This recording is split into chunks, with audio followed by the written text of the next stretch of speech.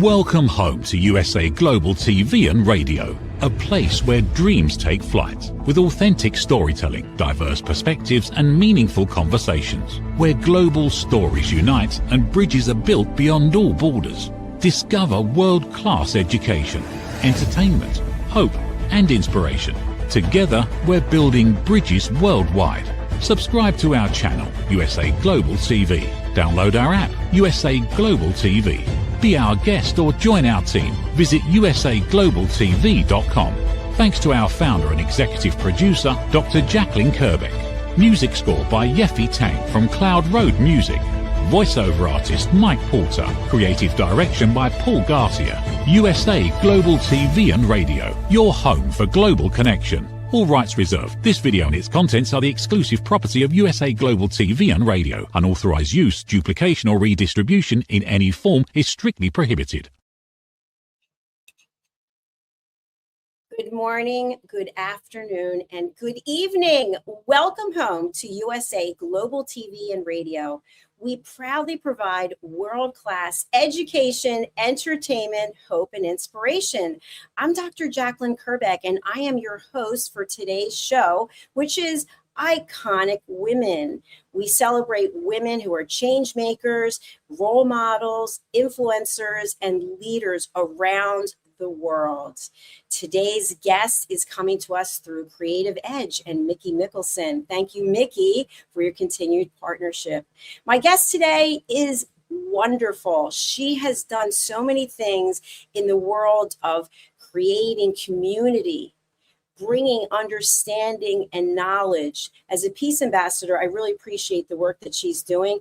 It's about finding ways to communicate through different methods and mediums, as opposed to celebrating things that we can't control. Let's celebrate things that we can by coming together. Her name is Edwina Perkins, and let me bring her out and do her official proper introduction. Hello, how are you? I'm great. How are you? I'm doing very well. Thank you so much. I just want to share with our audience that you have done and are doing so many things as a managing editor for Harambee Press. I said it wrong. It's Harambee. Harambee. We practiced. I got it wrong. Okay. It's an imprint of the Endgame Press and co-director of the Blue Ridge Mountains Writers Conference and Mentoring Moments coordinator of Blue Ridge Mountains Writers Conference. You're also an advisory board member with Word Weavers International, manager for sensitivity between the lines. So thank you so much for everything that you're doing. And thanks for taking the time to be here today. Oh, it is my pleasure. And thank you for allowing me to come. I'm excited about our time together. I am as well. So Edwina, you know, our show is Iconic Women. So when you hear those two words, iconic and women put together, what comes up for you? Women who make a difference. That's my first thought, is when I heard those two words put together, is where are these women? And there's so many of them who've made a difference, either through quietly in their actions or very boldly in their words. So when I think of iconic women, I think of people like Maya Angelou, who's had such an impact in the writing community. So that's what I think about. Thank you so much for sharing that. I appreciate it. So with the work that you're doing, you've touched so many lives in many different ways. And for people who are not familiar with the work, can you please give a general overview and then we'll dive more into it? Okay, I have worked in the publishing industry for about 15 years, and what I do is advocate for marginalized people who are writers. There's a lot of people whose stories need to get out there and they're not, but it's also what I like to do is educate, answer questions. I feel like sometimes I'm a bridge between the publishing world, those who write, and those who are in charge. So that's a good amount of what I do. I help writers, I edit for them, I coach them. I often say, I'm working myself out of a job if you learn and practice all the things that I'm teaching you.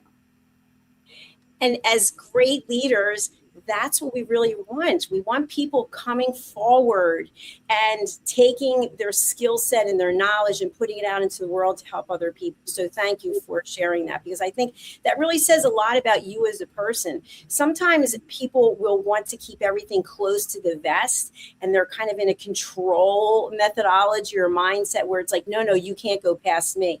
But that's not who you are, and that's not what you're doing. I think that's really beautiful. Yes, I love the idea of, I call it championing those who are writers, those who want to know more about the industry. I just like to lift them up and allow them to fly. And if we don't come, next to or beside someone who doesn't quite understand what's going on, then how are they going to succeed? I think of the people who went ahead of me and the things that I've learned and the coaches that I've worked with. So that's what I love to do, is champion people in the industry.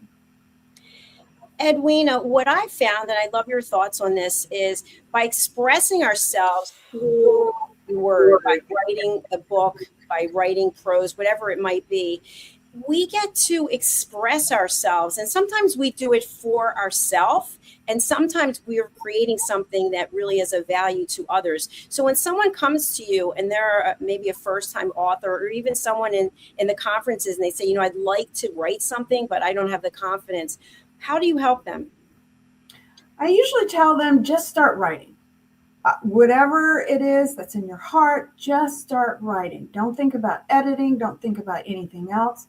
But the main thing is, you have to think about, who is your audience? Who are you writing to? And who are you writing for? That's what's different, because an audience that you're writing for needs something from you. An audience that you're writing to feels like they're being talked to.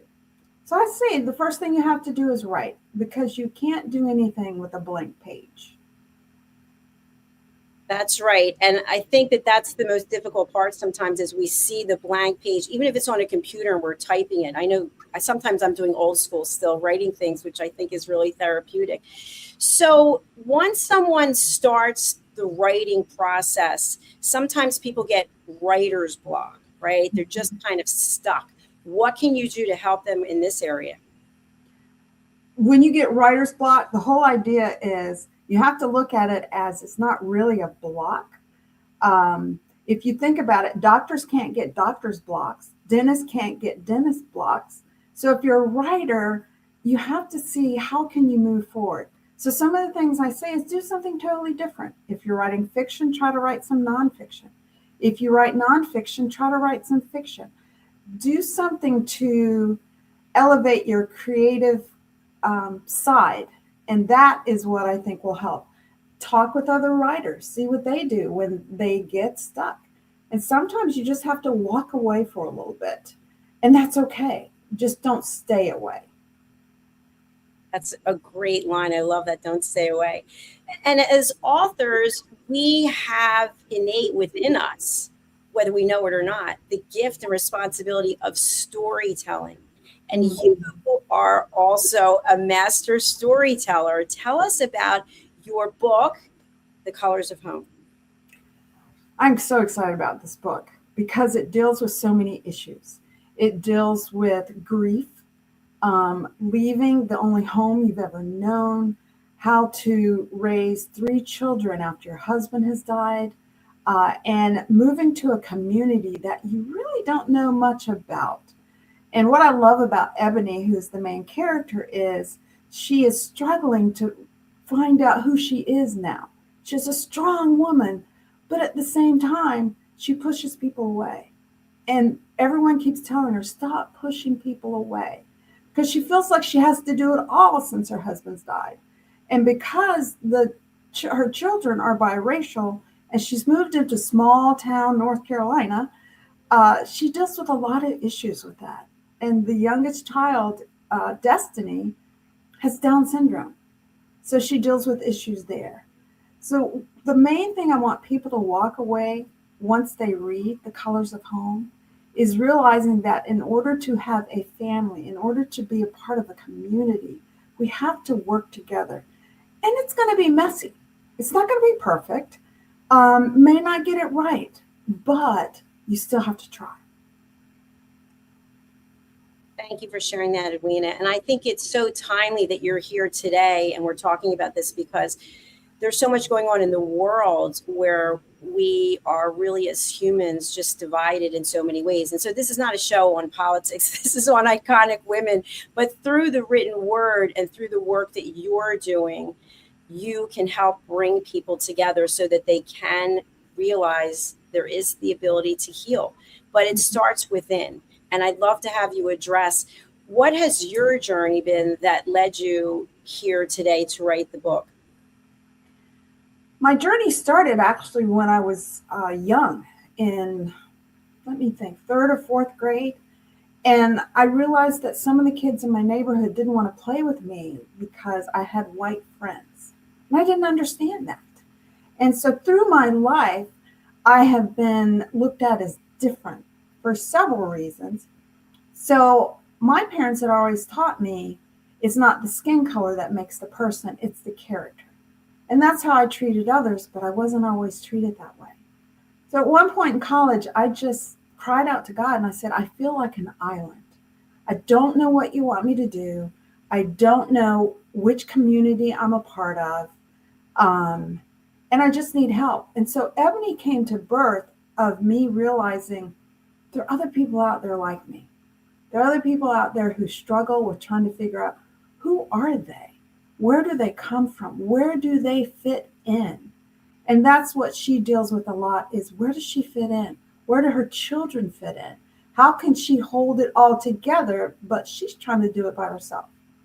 And I learned not too long ago, but in young adulthood, I couldn't do it by myself. I needed help. I needed people I could talk to. And now I'm more sure of who I am than ever. And I love the idea of people embracing their heritage, embracing where they came from, and learning. And that's one of the things that I've had to do, is learn more about my African-American background and the people who made an impact in my life. And I've passed that on to our children, because our children, I say, are all colors of the brown rainbow. We totally look different. And I've had to work with them, understanding who they are, where they came from. Because we have one son who all but looks white, another son who is darker than me, a daughter who looks like she is from India, and a son who no one can figure out what he looks like. He's between all of our colors. So I'm making an effort to help them realize you do have a heritage. And that's, I think, what Ebony deals with in the book, is trying to figure that out. And where does she fit? I love this because it's so much part of the human journey, is finding out who we are, why we're here, what our purpose is. And we don't always find that out right away. We're on this path. And I feel like we get to a point where we have this high level of emotional intelligence and we are able to embrace who we are and where we come from. So I celebrate you and everything that you're doing. And I'm wondering, when you are working with people who are looking to express themselves, their story, their background, where they come from, sometimes, as I mentioned before, in another scenario, people are afraid to confront it because they're afraid of being judged. If we just go along doing what we're doing and fitting in the box, sometimes it seems like people celebrate us. But when we start looking outside the box and saying, wait a minute, I got to find out who I am. When they came up with all these 23andMe, et cetera, and people started finding out who their family members were, possibly, that they didn't know, some people were judging them. So how do you help people deal with the potential judgment that might come from others? Well, I'll say this. It will come. So you can't run from it. And the whole idea is, how do you deal with it? And part of it is just stepping into the messiness. Sometimes you have to pull back away from it, but you have to be willing to get messy and step out of that box. I think part of what we struggle with as people is we don't like things that are different. And when you are that person who is different, you struggle with, do I step out? Do I stay in? And let me encourage you to step out. It's like what I said. In college, I thought I was the only person. And I found out later on that there were people like me. If you stay quiet, you're not being true to yourself. And eventually you'll burn out or crash. But when you stay true to yourself, even though it can be messy, even at times it can be painful, you won't regret being who you are. Brilliant. Thank you. And I think it also comes to a point where we decide we're no longer looking for that external validation. We don't need others to say, hey, keep going or way to go. Or no, we just follow our own path. And so I really appreciate you encouraging people to do that. So with writing, with publishing, there comes one piece that as authors we get hung up on, and that is the editing part, because we can edit and edit and edit and edit and edit until we can't do it anymore. So you're a managing editor. Can you tell our audience, what does a managing editor do? A managing editor looks for those diamonds in the rough that we feel like people are going to want to hear their stories. So I look for those stories that resonate, I think, with other people. And the whole idea is I help and direct people to move forward.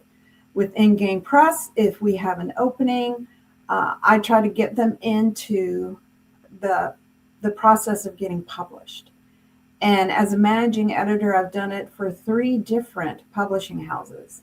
And what I've learned is there are people who do have stories, and those books need to be published. And I'm willing to take a chance on those who don't initially have a huge platform, who are trying to figure out the industry. And I think one of the things I do a little bit differently is I educate people in what that process is all about. Instead of, oh, I like your book, let's move forward. It's like, well, what does that look like? And if we don't move forward, what can you do to help get your book published? Because I don't publish every writer I come in contact with. But if they want coaching or direction, I love doing that. I love a teachable writer, because the only way you can learn is by having a mentor or a coach. So I describe the publishing industry in 2 ways. It's a 2-sided coin. On one side, you have the writing and the fun, even though you have the editing. But on the other side, you have the business of it, because it is a business. And these companies need to make money. So to realize, yes, you can write, but then what else do you know about the industry? So as a managing editor, that's part of what I try to do to help the writers. I've even gone so far as when we have a writer that doesn't fit, I try to find them a house that works. And that's not something everyone does, but if I really believe in an author, I'll do it. I actually told one author, if we weren't going to publish her, which I found out we were not, I'd become an agent if I needed to, just to help her find a house. When I believe in you as a writer, I really believe in you. So that's what I do. I come alongside writers and try to point them in the direction of publication. Edwina, thanks for sharing that. Who is a good client for you? For people who are watching now or listening later or watching later, who is it that would be great for you to partner with and they should reach out? I love partnering with people of color and their stories. That's the main thing I'm looking for. I look for fiction, I look for nonfiction, and that also makes a difference. I also encourage people not just reach out to me, but attend a writers conference, because there's so many more people who could be interested in your story than myself. And one of the things I like about that is when you come to a conference, if you're not a fit for what I'm doing, and I know someone who's at that conference who you would do well with, I'll direct you to them. So don't just leave it with me and be a one and done, but that is what I'm looking for, is stories about people of color. And if you are writing about an ethnic group outside of your own community, you got to do your homework because it's got to be authentic. You need to be sensitive to how you are representing that community. And you don't want to go with stereotypes or tropes. And I help with that as well. I answered a lot of things in that one question. No, that was terrific. And so you are an award-winning writer, and you also are a teacher. You have a teacher's background. So you just mentioned about doing research. Can you delve into that a little bit deeper? Because to some people, research is I go on Google and I put in one thing and it comes up with something, and then there's my research. I love that you asked that, because I tell people Google is not your God. It's a great place to start. It's not a great place to finish. So when I say research, get involved with the community. Even if you go, well, I don't know where to go. Well, we have so many different communities and ethnic groups that a little bit of search wouldn't hurt. Research the people. First you can start with Google, but then how do you find them in the community? Even with online opportunities like, other avenues where you can get started, but the best way to research is when you can meet someone from that community. Another way to research is have someone with the marginalized community you're writing about read some of what you write. That's also research because you're learning from them. You're getting tips on, did I do it right? Am I saying something wrong? That's also part of research. Research is not just a flat screen or flat piece of paper. It's 3D. You have to go deep. You have to reach out to the people and acknowledge what you don't know. Research does not make you an expert in whatever you're writing. So it's important to be able to go to someone and say, hey, I want to write about this. I know you're a part of that community, and I don't know how to connect this. You've got to do that. And sometimes people are still going to be offended. They're not going to want to talk to you, but that's going to be the case. That's when I say it gets messy. That's when it gets messy. But don't give up. If God has given you a story on your heart and you're like, but I'm not a part of that community, then he wants you to get involved and find out what you can about. And so that's research. Just remember, Google is not your God. AI is not your God. And it takes some digging. I love that. And it's really, to me, also separating the emotion from the research, because sometimes we can cloud what we believe is the research and skew it to the way we want it to come across. So working with someone like you and realizing that having a mentor, having a team of people even to run things back and forth on it, then if you get people who are not emotionally invested in the project, sometimes that also helps. It does. And that leads me into sharing about a sensitivity reader, because they're not an editor. That's not their goal. Their goal is to make sure that you're authentic in your writing about their community. And the whole idea is not like an editor will make marks or make comments, but a sensitivity reader will say, okay, let me encourage you to write this differently, and here's why. So you're being educated on both sides, because it allows the sensitivity reader to welcome you into their community. And that's what I need people to understand.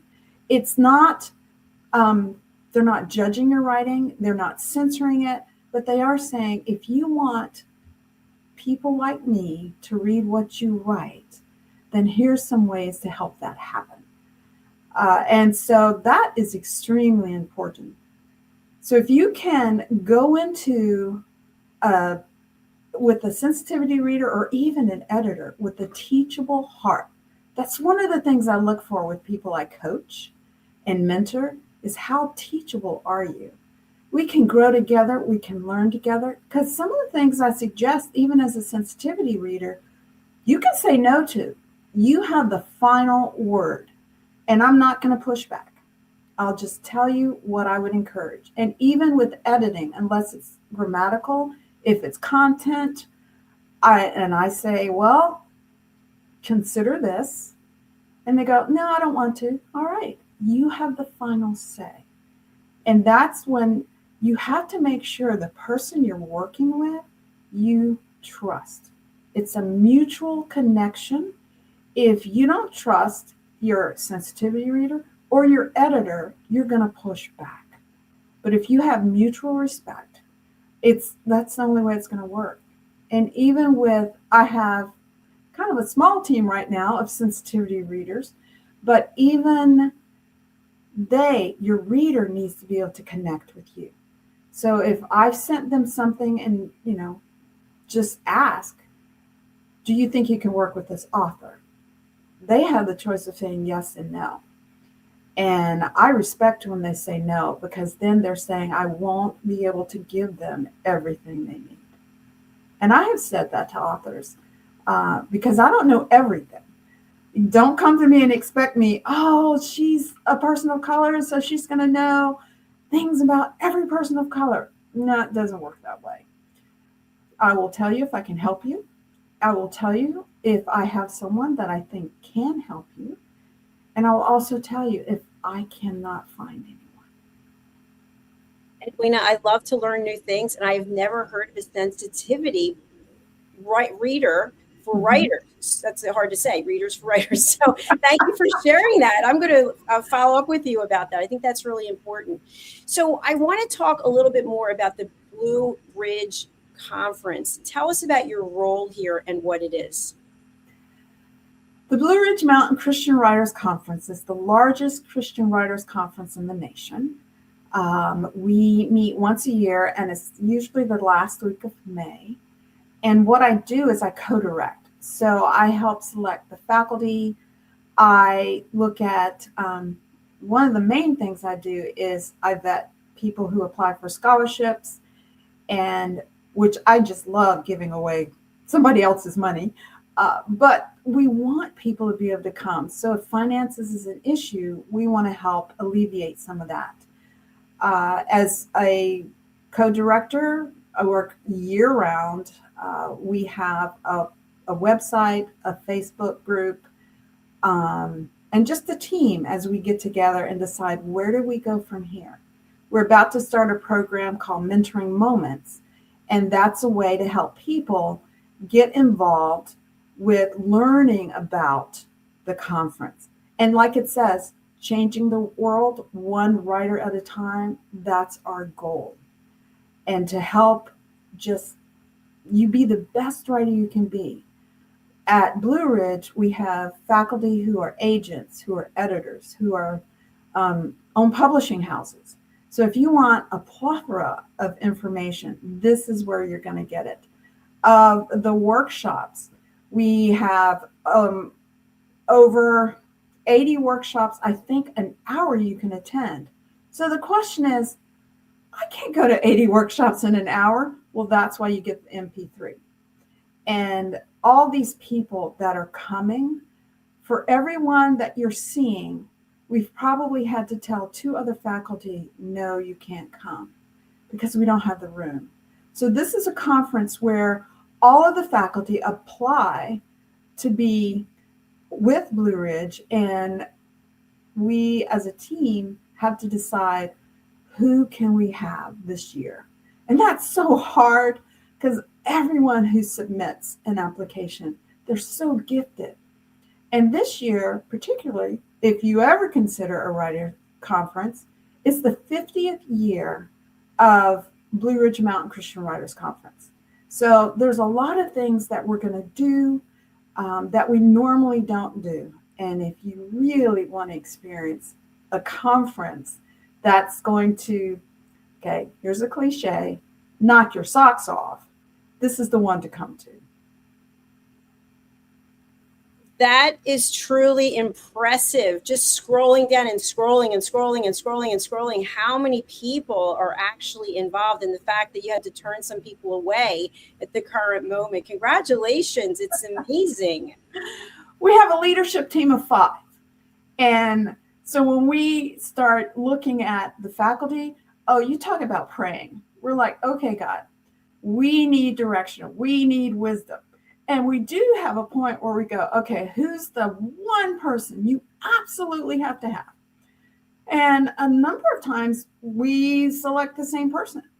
But then we have to go through, okay, let's look at what they offer. Let's look at what they can, help our writers with.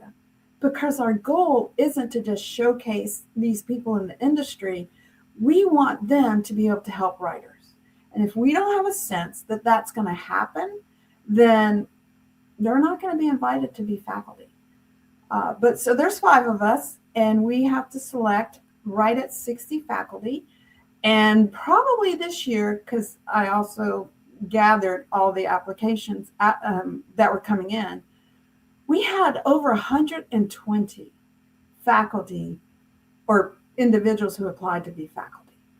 So it really is a big deal when you get accepted. It's a conference where we have right at 600 people, and we cap at 600. So I've told people this year, if you want to come, if you think about coming, sign up. Because for a couple of years, we had to turn people away. We were at capacity.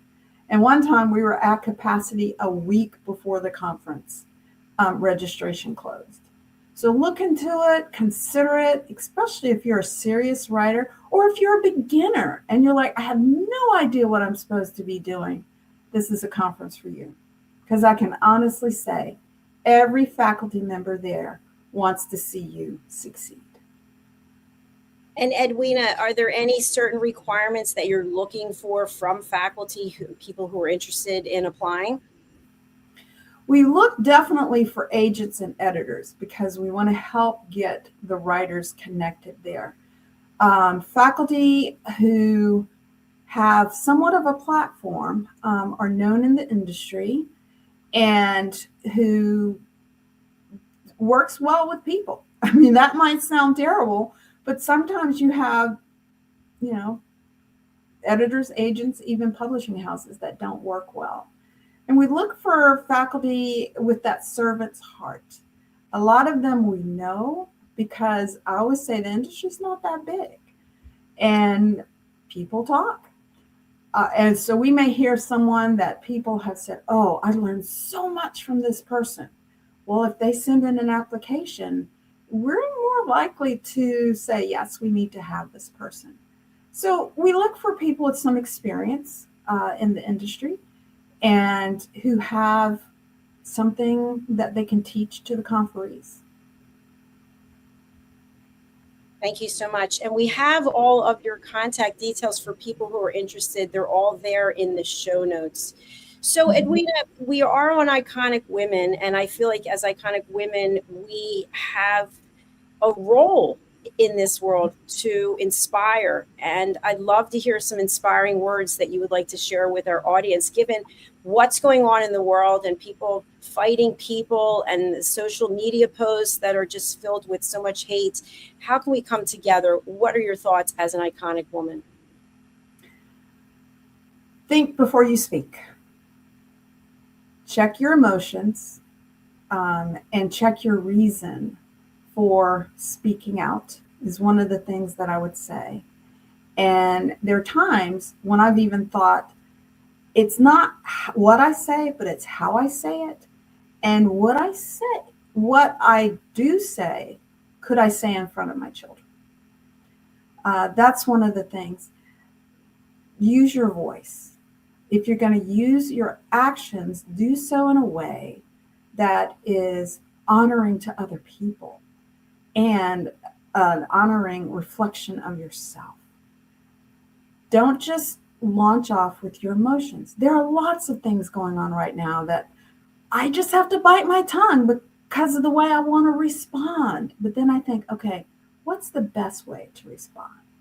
Because if you put a match to kindling, it's going to blaze into a fire. Do you want to be that matchstick to burn everything down? Or do you want to be that light to show people a different way? So are you going to be a light or matchstick? And you have to decide that. But the main thing is think before you speak, think before you write, and what you say will come back around.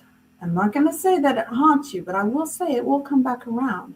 And you don't want your integrity to be impacted by something you said out of an emotional response.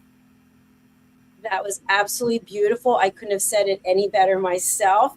And it's interesting because right behind you, you have a map of the world. And we always think the world is so big, which it is, but it's actually quite small because the word does get around when people are negative and they're instigators or they're just perpetuating the negative message. So I really appreciate your positivity. And one of the call outs that I have, you mentioned about being coachable. Let's be open and curious and receptive from people we respect, people who are leaders, people who are iconic like Edwina. So Edwina, what is the best way for people to get in touch with you is my first question.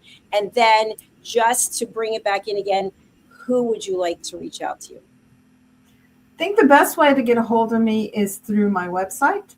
And it will also show you just what I talk about, what I teach. They'll give you an idea also of kind of the writers I'm trying to reach. The other thing with getting in contact with me is realize I do work with a lot of people. And so I check my web as often as possible.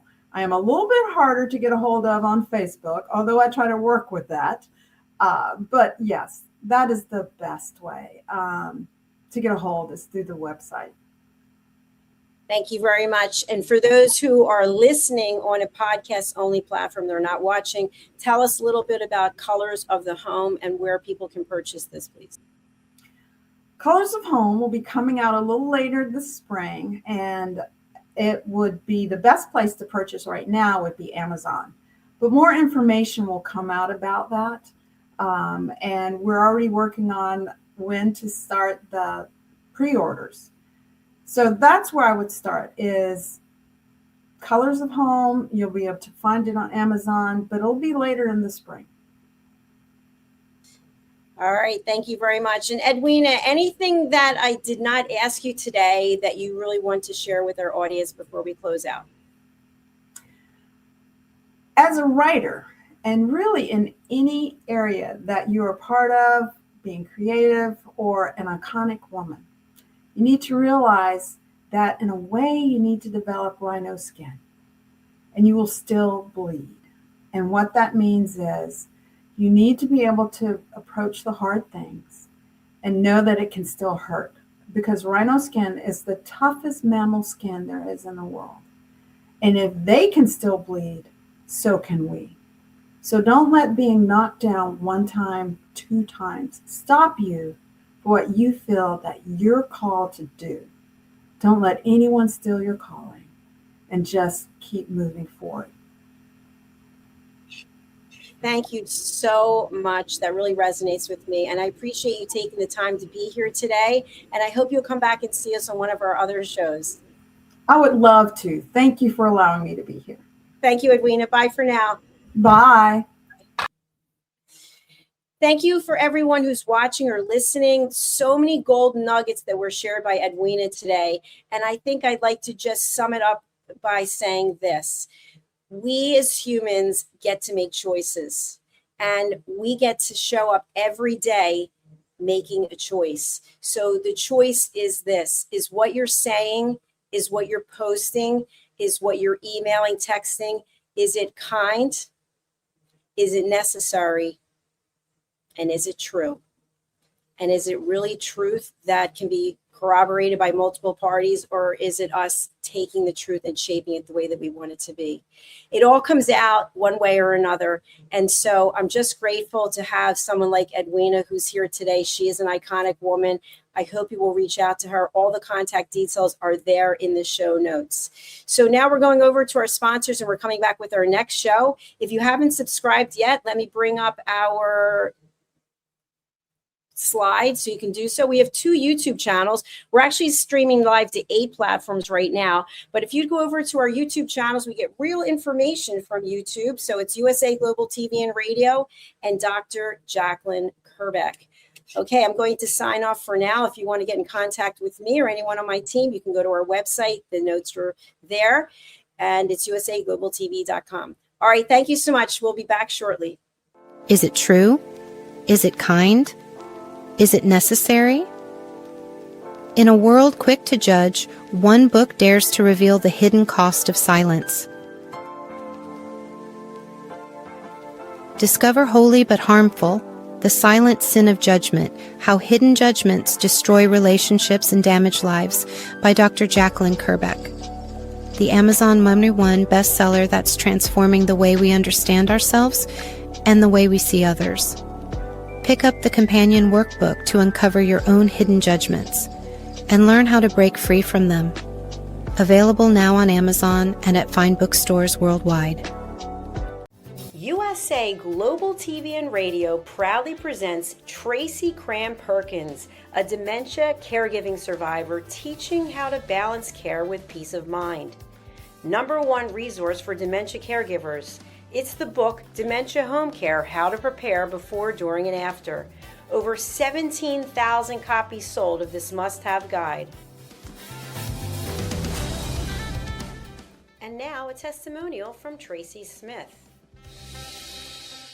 If I was to describe this book to someone who is going through a similar situation, I would underscore how important it is to have some sort of a tool or a guidebook to help you through certain stages. And there's so many, it's such an unknown topic to the average person. And to have this as a reference is essential. It's going to help you get through it personally, as well as help your loved one manage. To learn more, go to TracyCramPerkins.com. Tracy Cram Perkins is an award-winning author. She's also the host of Dementia Home Care television show. Watch it here on USA Global TV and Radio. Thank you, viewers and listeners of USA Global TV and Radio, for joining us today.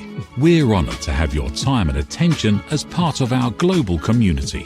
At USA Global TV and Radio, we believe in the power of authentic conversations, meaningful connections, and creating a world of possibilities together. Want to be part of something bigger? Join our team of elevated listeners at usaglobaltv.com, a space where your voice matters and your ability to listen transforms relationships. Stay connected with us across all our platforms for thought-provoking discussions, expert insights, and empowering stories. Subscribe to our channels at youtube.com/c/USA Global TV. Follow us on social media and explore the endless opportunities we're creating for growth, learning, and inspiration. Together, we're not just broadcasting, we're building bridges and changing lives one conversation at a time. For inquiries, contact us at info@usaglobaltv.com. Produced by Executive Producer and Director Dr. Jacalyn Kerbeck. Voiceover by Mike Porter. Creative direction by Paul Garcia. All rights reserved. Visit usaglobaltv.com to view our full terms and conditions.